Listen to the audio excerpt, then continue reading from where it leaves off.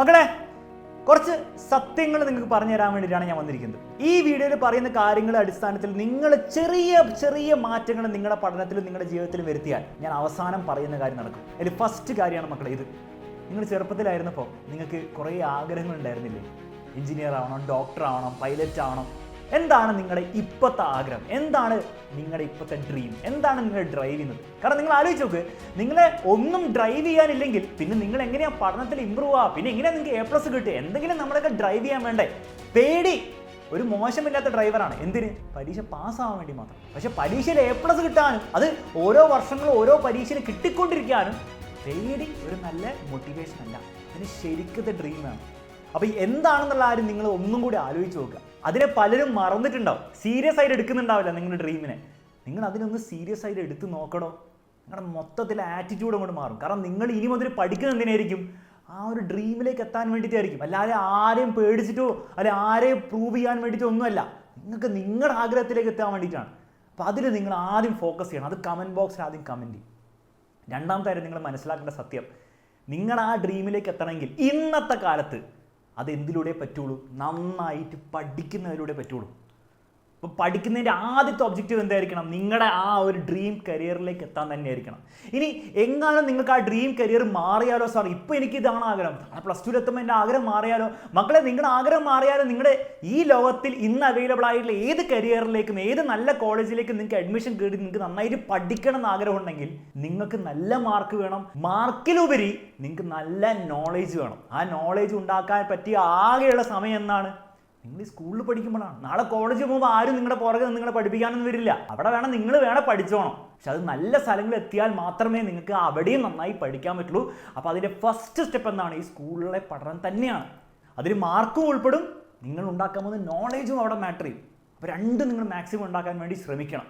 കാരണം നിങ്ങൾക്ക് ഏത് കോളേജ് കിട്ടുന്നു അതിനനുസരിച്ചുള്ള ഫ്രണ്ട്സ് ആയിരിക്കും നിങ്ങൾക്ക് ഉണ്ടാവുക. നിങ്ങൾക്ക് നല്ല കോളേജിലാണ് നിങ്ങൾക്ക് അഡ്മിഷൻ കിട്ടുന്നതെങ്കിൽ, നിങ്ങൾ നല്ല കോളേജിൽ പഠിക്കാൻ പറ്റുമെങ്കിൽ നിങ്ങളുടെ ഫ്രണ്ട്സും ആ ലെവലിലുള്ള ആൾക്കാരായിരിക്കും.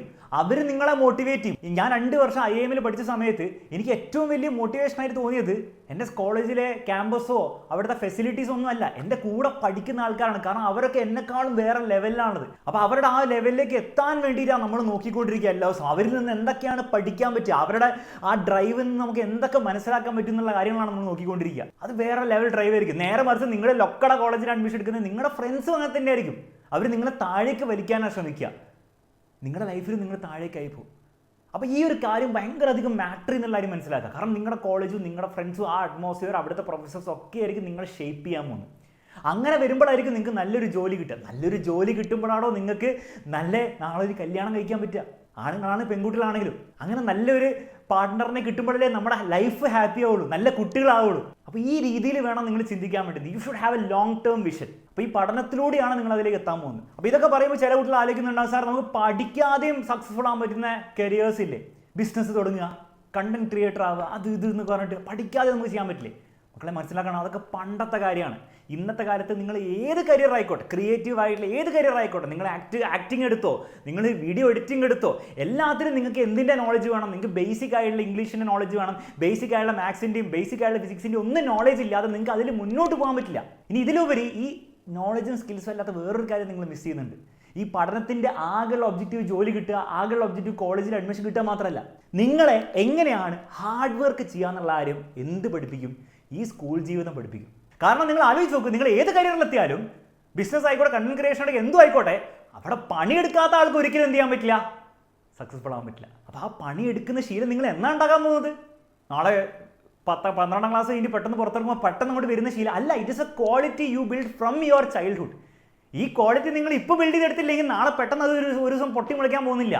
അപ്പോൾ അത് ബിൽഡ് ചെയ്യാനുള്ള ഏറ്റവും ബെസ്റ്റ് ടൈം എന്താണോ? ഈ പഠിത്തമാണ്. കാരണം പഠിക്കുന്നത് നമുക്ക് ആർക്കും വലിയ താല്പര്യമില്ലാത്ത കാര്യമാണ്. ആ താല്പര്യമില്ലാത്ത കാര്യം എത്രത്തോളം ഡെഡിക്കേറ്റഡ് ആയിട്ട് ചെയ്യുന്നു എങ്ങനെയാണ് നമ്മൾ ഹാർഡ് വർക്ക് എന്ന് വിളിക്കുക. ഫുട്ബോൾ കളിക്കുന്ന ഹാർഡ് വർക്ക് അല്ല, അത് നമുക്ക് ഇഷ്ടമുള്ള കാര്യമാണ്. അല്ലെങ്കിൽ കമ്പ്യൂട്ടറിൽ ഗെയിം കളിക്കുന്ന, ഇൻസ്റ്റാഗ്രാമിൽ സ്ക്രോൾ ചെയ്യുന്ന ഹാർഡ് വർക്ക് അല്ല, കാരണം ഇഷ്ടമുള്ള കാര്യമാണ്. അപ്പോൾ നമ്മൾ ഹാർഡ് വർക്ക് ഒരിക്കലും പറയില്ല. 3 മണിക്കൂർ നിങ്ങൾ ചെയ്ത ഹാർഡ് വർക്ക് എന്ന് പറയുക. ഇഷ്ടമില്ലാത്ത, താല്പര്യം കുറവുള്ള കാര്യങ്ങൾ ചെയ്യുമ്പോഴാണ് ഹാർഡ് വർക്ക് എന്ന് പറയുക. ആ ഒരു കാര്യം നിങ്ങൾക്ക് ഇനി ഫ്യൂച്ചറിൽ ആവശ്യമുണ്ടാവും. നിങ്ങൾ ഏത് പ്രൊഫഷനിൽ പോയാലും ആ പ്രൊഫഷൻ്റെ ഭാഗമായിട്ട് നിങ്ങൾക്ക് വലിയ താല്പര്യമില്ലാത്ത കാര്യങ്ങൾ നിങ്ങൾ ചെയ്തേ പറ്റുന്നുണ്ടാവുള്ളൂ. അത് ചെയ്യുന്ന ആ ഒരു ശീലം ഉണ്ടാക്കിയെടുക്കുക ഇപ്പോഴാണ് അത് മനസ്സിലാക്കുക. ഇനി മൂന്നാമത്തെ ഒരു കാര്യം കൂടെ നിങ്ങൾ മനസ്സിലാക്കേണ്ടത്, നിങ്ങൾക്ക് നിങ്ങളുടെ പേരൻസ് വേറെ എന്തെങ്കിലും റെസ്പോൺസിബിലിറ്റി തന്നിട്ടുണ്ടോ? ഈ വീഡിയോ കാണുന്ന എല്ലാ കുട്ടികളും നിങ്ങൾ ഫോണിലോ കമ്പ്യൂട്ടറോ ഒക്കെ ഇരുന്നിട്ടായിരിക്കും കാണുന്നത്. അപ്പോൾ എനിക്ക് ഉറപ്പാണ് ഈ വീഡിയോ കാണുന്ന കുട്ടികൾക്ക് നിങ്ങളുടെ ലൈഫിൽ പേരൻസ് ആയിട്ട് നിങ്ങൾക്ക് വേറെ തലവേദനകളൊന്നും തന്നിട്ടുണ്ടാവില്ല. ആകെയുള്ള ഒരു പണി എന്താണ്? ഈ പഠിക്കുക മാത്രമല്ലേ ഉള്ളൂ. അപ്പോൾ നിങ്ങളൊന്ന് ആലോചിച്ച് നോക്കട്ടോ, ഈ ഒറ്റ കാര്യം പഠിക്കുക എന്നുള്ള ഒറ്റ കാര്യത്തിൽ അത് നിങ്ങൾക്ക് വൃത്തിക്ക് ചെയ്യാൻ പറ്റിയില്ലെങ്കിൽ നാളെ 100 കാര്യങ്ങൾ എങ്ങനെ നിങ്ങൾ വൃത്തിക്ക് ചെയ്യാൻ പറ്റുക? അപ്പോൾ അതൊരു ട്രെയിനിങ് ആയിട്ട് കാണാം. ഓക്കെ, നിങ്ങൾ ഫിസിക്സ് പഠിച്ചിട്ട് എന്താ കാര്യം, മാത്സ്, അതൊന്നും നിങ്ങൾ ആലോചിക്കേണ്ട ആവശ്യമില്ല. നിങ്ങൾക്ക് ഒരു കാര്യം തന്നില്ല, അത് നിങ്ങൾക്ക് വൃത്തിക്ക് ചെയ്യാൻ പറ്റുമോ? അത് വൃത്തിക്ക് ചെയ്യാൻ പറ്റിയാലേ നാളെ 10 കാര്യങ്ങൾ അല്ലെങ്കിൽ 100 കാര്യങ്ങൾ ജീവിതത്തിൽ വരുമ്പോൾ അത് വൃത്തിക്ക് ചെയ്യാൻ പറ്റുള്ളൂ. അതിൻ്റെ ട്രെയിനിങ് ആയിട്ട് കാണുക.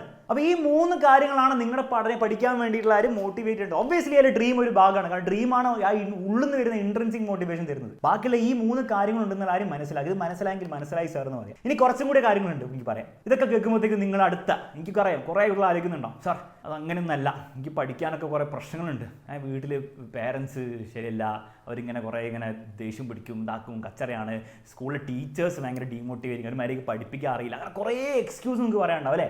നിർത്തിക്കോ. ഇന്ന് നിങ്ങൾ എക്സ്ക്യൂസ് നിർത്തിയില്ലെങ്കിൽ ഞാൻ ഗ്യാരണ്ടി ചെയ്യാണ്, നിങ്ങൾ ജീവിതകാലം മുഴുവൻ ഈ എക്സ്ക്യൂസും പറഞ്ഞുകൊണ്ടിരിക്കുകയായിരിക്കും. നിങ്ങൾ കോളേജിലെത്തുമ്പോൾ കോളേജിലെ പ്രൊഫസറിന് ചീത്ത പറയും, നിങ്ങൾ കോളേജിൻ്റെ അവിടുത്തെ പ്രശ്നത്തിന് അഡ്മിനിസ്ട്രേഷനെ ചീത്ത പറയും, നിങ്ങൾ നാളെ ജോലി എത്തിക്കഴിഞ്ഞാൽ നിങ്ങളുടെ ബോസിനെ നിങ്ങൾ ചീത്ത വിളിക്കും, അയാളുടെ കുഴപ്പമാണ്, ഇത് കുഴപ്പമാണ്, കമ്പനീനെ കുറച്ച് ചീത്ത പറയും. ഇങ്ങനെ ചീത്ത പറഞ്ഞ് എക്സ്ക്യൂസും പറഞ്ഞ് നിങ്ങൾ ജീവിതകാലം മൊത്തം ഒരു എക്സ്ക്യൂസ് മെഷീനായി മാറും. അത് ഇന്ന് മുതൽ നിർത്തിക്കും മക്കളെ. എല്ലാവർക്കും ലൈഫിൽ എല്ലാ പോയിന്റ്സിലും ബുദ്ധിമുട്ടുകളുണ്ടാവും. നിങ്ങൾ ഒരിക്കലും വിചാരിക്കരുത് നിങ്ങളുടെ ചുറ്റുമുള്ള ആൾക്കാരൊക്കെ നിങ്ങൾക്ക് വേണ്ടി, നിങ്ങൾക്ക് ലൈഫ് അടിപൊളിയാക്കാൻ വേണ്ടിയിട്ട് ഇങ്ങനെ ഒരുങ്ങിയിരിക്കുകയാണ്. എല്ലാവർക്കും അവരുടേതായ പ്രശ്നങ്ങളുണ്ടാവും. നിങ്ങളുടെ പേരൻസിന് പറയാൻ വേറെ കുറേ എക്സ്ക്യൂസ് ഉണ്ടാവും. നിങ്ങളെ പഠിപ്പിക്കുന്ന ടീച്ചേഴ്സിന് അവർക്ക് വേറെ ലൈഫിൽ പ്രശ്നങ്ങൾ ഉണ്ടാവുമോ? നമ്മൾ അന്വേഷിക്കാൻ പോകാറില്ല, അവർ പറഞ്ഞു നടക്കാറുണ്ടാവില്ല. അപ്പോൾ അവർ ഓരോ ആൾക്കാരുടെ ജീവിതത്തിൽ അവർക്ക് കുറേ പ്രശ്നങ്ങൾ നേരിടുന്നുണ്ടാവും. ഒരിക്കലും നിങ്ങൾ വിചാരിക്കരുത് മൊത്തം സൊസൈറ്റി നിങ്ങളങ്ങോട്ട് പുഷ് ചെയ്യാൻ വേണ്ടിയിട്ടുള്ള രീതിയിലാണ് ഉണ്ടാക്കിയിരിക്കുന്നത്. ഒരിക്കലുമല്ല. എക്സ്ക്യൂസുകൾ പറഞ്ഞുകൊണ്ടിരുന്നതാണെങ്കിൽ ജീവിതകാലം മൊത്തം അതേ പറയാനുണ്ടാവുള്ളൂ. അപ്പോൾ അത് പറയാൻ നിർത്തിയിട്ട് എന്താ ചെയ്യേണ്ടത്? ഉള്ള കാര്യം വെച്ച് മാക്സിമം ഉണ്ടാക്കാൻ നോക്കടോ. നിങ്ങൾക്കറിയില്ല എത്ര കഥകളുണ്ട്. ഒന്നുമില്ലാത്ത കുട്ടികൾ, പഠിക്കാൻ പൈസ ഇല്ലാതെ, സ്കൂളിൽ പോകാൻ പൈസ ഇല്ലാതെ, ഒന്നുമില്ലാത്ത കുട്ടികൾ വരെ എവിടെ എത്തിയിട്ടുണ്ട്. നിങ്ങൾ അങ്ങനെയല്ലല്ലോ, നിങ്ങൾക്ക് പഠിക്കാനുള്ള സൗകര്യമെങ്കിലും ഇല്ലേ? അത് മാക്സിമം യൂസ് ചെയ്യാൻ നോക്കുക. എക്സ്ക്യൂസ് നിർത്തുക. അത് വൃത്തികെട്ട കാര്യമാണ്, അത് നിർത്തിക്കോ. നെക്സ്റ്റ് കാര്യം, കോൺഫിഡൻസ് ഇല്ലായ്മ. അപ്പോൾ അടുത്ത നിങ്ങൾ ആലോചിക്കുന്നതായിരിക്കും, സാർ എനിക്ക് പഠിക്കാൻ കോൺഫിഡൻസ്, ഞാൻ മാത്സിൽ മോശമാണ്, ഞാൻ ഫിസിക്സിക്ക് മനസ്സിലാവില്ല, അപ്പോൾ ഞാൻ എന്താ, ഈ ബുദ്ധിയില്ല, പഠിക്കാനുള്ള ബുദ്ധിയില്ല. ഇവിടെ മക്കൾ നിങ്ങൾ മനസ്സിലാക്കേണ്ട ബേസിക് റിയാലിറ്റി എന്നറിയോ? ബുദ്ധി എല്ലാവർക്കും സെയിം അല്ല. ജനിക്കുമ്പോൾ തന്നെ ഓരോ ആൾക്കാർക്ക് വേറെ ലെവലിലായിരിക്കും ഉണ്ടാവുക. പക്ഷെ ഒരു കാര്യം എല്ലാവർക്കും സെയിം ആണ്, പ്രോഗ്രസ്. അതിൽ എത്രത്തോളം കൂട്ടുന്നു, ബുദ്ധി എത്രത്തോളം കൂട്ടുന്നു, മാത്സ് പഠിക്കാനുള്ള കഴിവ് എത്രത്തോളം കൂട്ടുന്നു, അത് എല്ലാവർക്കും സെയിം ആണ്. ആ സ്റ്റാർട്ടിംഗ് ലെവലിൽ എല്ലാവർക്കും ഡിഫറൻസ് ഉണ്ടാവും. നിങ്ങളുടെ ക്ലാസ് റൂം എടുത്ത് നോക്കിയാൽ ചിലർ ഭയങ്കര എളുപ്പത്തിൽ പഠിക്കുന്നവരുണ്ടാവും, പെട്ടെന്ന് ചോദ്യങ്ങൾ ചെയ്യുന്നവരുണ്ടാവും, മാർക്കൊക്കെ എപ്പോഴും മുകളിൽ കിട്ടുന്നവരുണ്ടാവും. അത് ആ സ്റ്റാർട്ടിംഗ് ലെവലിൽ ഡിഫറൻസ് ഉണ്ടാവും. അത് നമുക്കൊന്നും ചെയ്യാൻ പറ്റുമോ? ഒന്നും ചെയ്യാൻ പറ്റില്ല. അപ്പോൾ ആ നിങ്ങളുടെ പഠിക്കുന്ന സ്കൂളിലെ ടോപ്പേഴ്സിനെക്കാളും വലിയ ബുദ്ധിമാനായുള്ള വേറെ ആൾക്കാരും നമ്മുടെ ലോകത്തുണ്ടാവും. നോബൽ പ്രൈസ് കിട്ടിയ ആൾക്കാർക്ക് അതിനേക്കാളും ബുദ്ധിയുള്ള ആൾക്കാരല്ലേ. അപ്പോൾ അതിന് നമുക്കൊന്നും ചെയ്യാൻ പറ്റില്ല. അതിനെപ്പറ്റി പറഞ്ഞുകൊണ്ടിരിക്കുകയാണ്, വീണ്ടും നിങ്ങൾ എക്സ്ക്യൂസാണ് പറഞ്ഞുകൊണ്ടിരിക്കുന്നത്. നിങ്ങൾ ചിന്തിക്കേണ്ടത് മാത്സിൽ ഞാൻ മോശമാണ്, ഓക്കെ, എനിക്ക് എങ്ങനെയാണ് നല്ലതാവാൻ പറ്റുക? എനിക്ക് നല്ലതാവാൻ പറ്റില്ല എന്നാണോ? അല്ല, എനിക്ക് നല്ലതാവാൻ പറ്റും, എനിക്ക് ബെറ്റർ ആവാൻ പറ്റും. എനിക്ക് എൻ്റെ ക്ലാസ്സിലെ ടോപ്പറിൻ്റെ അത്ര അടിപൊളിയാൻ പറ്റുമോ? എനിക്കറിയില്ല, എനിക്ക് പറയാൻ പറ്റില്ല, ചിലപ്പോൾ പറ്റുണ്ടാവില്ല. പക്ഷേ നിങ്ങളുടെ ലെവൽ ഇപ്പോൾ ഇവിടെയാണ്, ഒരു 20% നിങ്ങളുടെ പൊട്ടൻഷ്യലാണെങ്കിൽ അത് 50ലേക്ക് കയറ്റാം, അത് 60ലേക്കും 70ലേക്കും 80ലേക്കും ഒക്കെ കയറ്റാം, ബട്ട് വിത്ത് എഫേർട്ട്. അപ്പോൾ അതിന് വേണ്ടത് കോൺഫിഡൻസ് അല്ല. കാരണം കോൺഫിഡൻസ് നിങ്ങൾ മാർക്ക് ഉണ്ടാക്കി തരില്ല. കോൺഫിഡൻസ് നിങ്ങളുടെ ലൈഫിൽ മുന്നോട്ട് കൊണ്ടുപോകില്ല. എഫേർട്ടാണ് കൊണ്ടുപോകാൻ പോകുന്നത്. ആ എഫേർട്ട് എത്ര നിങ്ങൾ എടുക്കുന്നുവോ അത്രത്തോളം നിങ്ങൾക്ക് ബെനിഫിറ്റ് ഉണ്ടാവും. അത് എല്ലാവർക്കും ഒരേപോലെയാണ്. അവിടെ നിങ്ങളുടെ ബുദ്ധി മാറ്റർ ചെയ്യില്ല, അവിടെ നിങ്ങളുടെ മാത്സിലെ കഴിവ് മാറ്റർ ചെയ്യുക. ഈ കഴിവ് നമുക്ക് കൂട്ടാൻ പറ്റും. അപ്പോൾ ഇനിയുള്ള മുന്നിൽ അങ്ങ് ഒരിക്കലും ചിന്തിക്കും ഞാൻ മാത്സിൽ മോശം, ഞാൻ അതിലും മോശം, ഞാൻ ഇതിലും മോശം. ഞാനും അങ്ങനെ സ്കൂളിൽ ചിന്തിച്ചിട്ടുണ്ടായിരുന്നു, എനിക്ക് മാത്സ് ഒന്നും അത്ര വലിയൊന്നുമില്ല. പിന്നീട് എനിക്ക് മനസ്സിലായി, അല്ല അങ്ങനെയല്ല, പഠിച്ചാൽ പറ്റും, സമയം എടുക്കേണ്ടി വരും. ചിലപ്പോൾ ചില ആൾക്കാർക്ക് ചിലപ്പോൾ 1/2 മണിക്കൂറിൽ പഠിക്കുന്ന സാധനം ഞാൻ ചിലപ്പോൾ 2 മണിക്കൂർ ഇരിക്കേണ്ടി വരും. എന്താ കുഴപ്പം, എന്താ 2 മണിക്കൂർ ഇരിക്കണം ഞാൻ, അതാണ് എൻ്റെ ലെവല്. പക്ഷെ 2 മണിക്കൂർ ഇരുന്നാൽ ഞാൻ അവൻ്റെ ലെവലെത്തും. ഞാൻ 3 മണിക്കൂർ ഇരുന്നാൽ ഞാൻ അവൻ്റെ മുകളിലെത്തും. ആരുടെ ലൈഫിൽ മുകളിലെത്താൻ വേണ്ടിയിട്ടല്ല നമ്മൾ പഠിക്കേണ്ടത്, പക്ഷെ ഞാൻ പറയാം, ദിസ് ഇസ് ദി റിയാലിറ്റി. അപ്പോൾ അത് മനസ്സിലാക്കി ചെയ്താൽ നിങ്ങൾക്ക് ലൈഫിൽ മുന്നോട്ട് പോകും. അല്ലെങ്കിൽ നിങ്ങൾ എല്ലാ കാലവും ഈ കോൺഫിഡൻസ് ഇല്ലായ്മയിൽ തന്നെ നിൽക്കും. അത് മാത്സിൻ്റെ കാര്യത്തിൽ മാത്രമല്ല, ജീവിതത്തിൽ നാളെ ജോലി കിട്ടുമ്പോൾ, അവിടെ കോളേജിൽ അഡ്മിഷൻ കിട്ടുമ്പോൾ, അവിടെ എല്ലായിടത്തും ഇത് പറ്റൂല.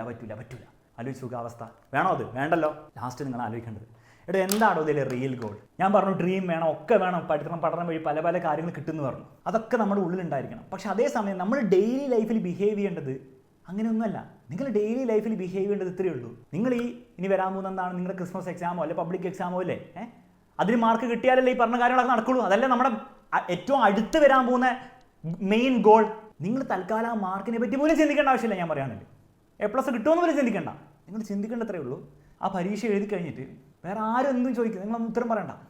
നിങ്ങൾക്ക് നിങ്ങളുടെ കണ്ണാടിയിൽ പോയി നിന്നിട്ട് നിങ്ങളോട് തന്നെ I am proud of you എന്ന് പറയാൻ പറ്റുമോ? നിങ്ങളിത് ചെയ്യേണ്ട, കുറച്ച് ക്രിഞ്ചാന്ന് എനിക്കറിയാം, പക്ഷേ അങ്ങനെ ചെയ്യാൻ പറ്റുമെന്ന് മാത്രം നിങ്ങൾ ആലോചിച്ചാൽ മതി.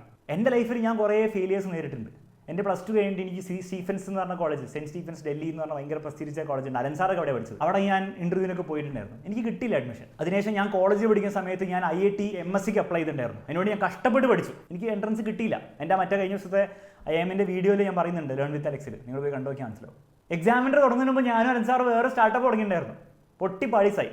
അങ്ങനെ പല പല ഫെയിലിയേഴ്സ് നമുക്ക് ഉണ്ടായിട്ടുണ്ട്. എല്ലാം ഞാൻ പറഞ്ഞ് വൃത്തികേടാക്കുന്നില്ല.